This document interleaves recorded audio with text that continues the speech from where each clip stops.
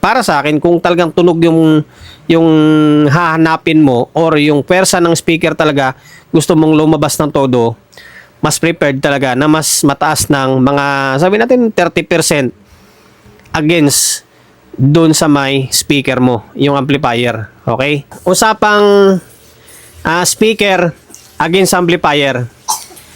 Alin ba ang tama or alin ba mas maganda? Mas malakas yung speaker against amplifier or mas malakas yung amplifier against sa speaker? Okay? Based sa experience or based sa may opinion ko lang ito Kasi marami nagtatanong, hindi ko lang matandaan kung meron na akong vlog na ginawa tungkol dito Marami siya nagtatanong or marami nagdidebate tungkol dito. Alin ba mas maganda? Mas malakas yung speaker against sa amplifier. Okay. Sa opinion ko or para sa akin, mas gusto ko na mas ahid yung amplifier kaysa sa speaker. Siguro sabihin natin mga 30%. Mas gusto ko na mas malakas yung amplifier against sa speaker.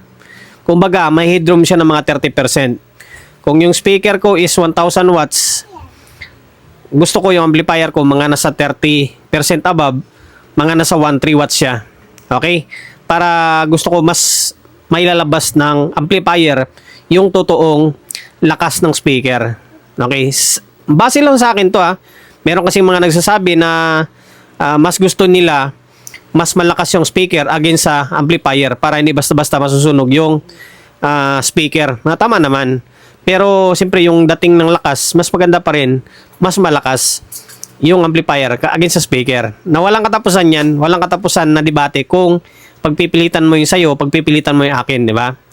Ang pinaka-point lang dyan is respetuhan. Kung gusto mo mas malakas yung speaker against sa amplifier, okay, go mo yan. Ako kasi, mas gusto ko yung ganun na tipong bugbugin ko ng todo yung speaker ko gamit yung mas mataas na watts na amplifier. Okay?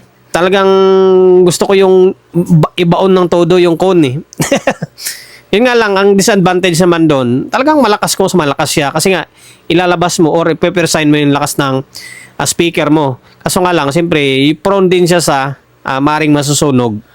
Prone siya. Kumbaga, kasi kayang-kaya talaga sunugin siya ng amplifier mo.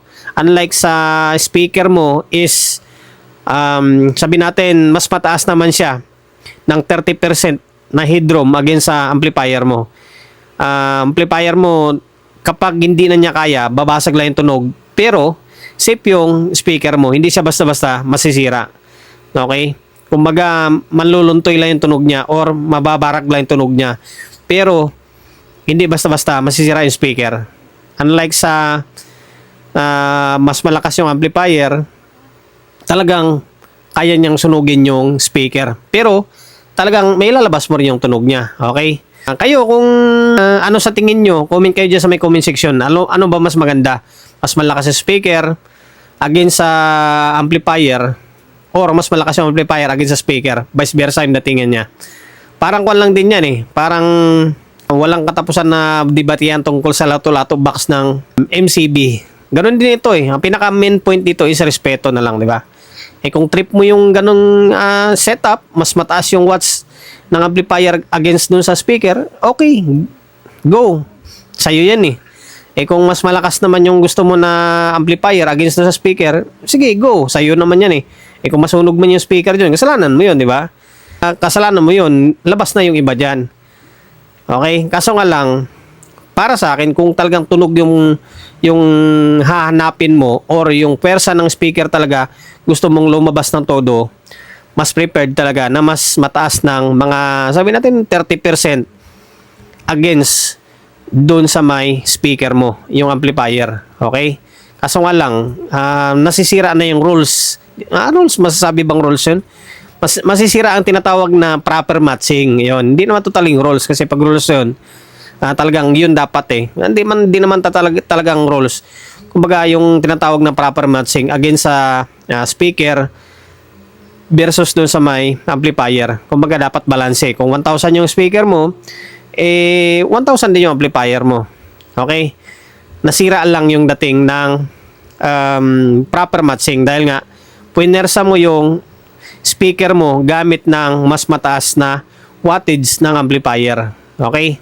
Para sa akin lang yan. Mas gusto ko, mas mataas ng 30% na headroom ng watts ang amplifier ko against doon sa may speaker. Okay? Kayo, kung ano yung pinaka-komento nyo or pinaka-gusto nyo, pwede kayo mag-comment dyan sa may comment section para pag-usapan, di ba? Okay?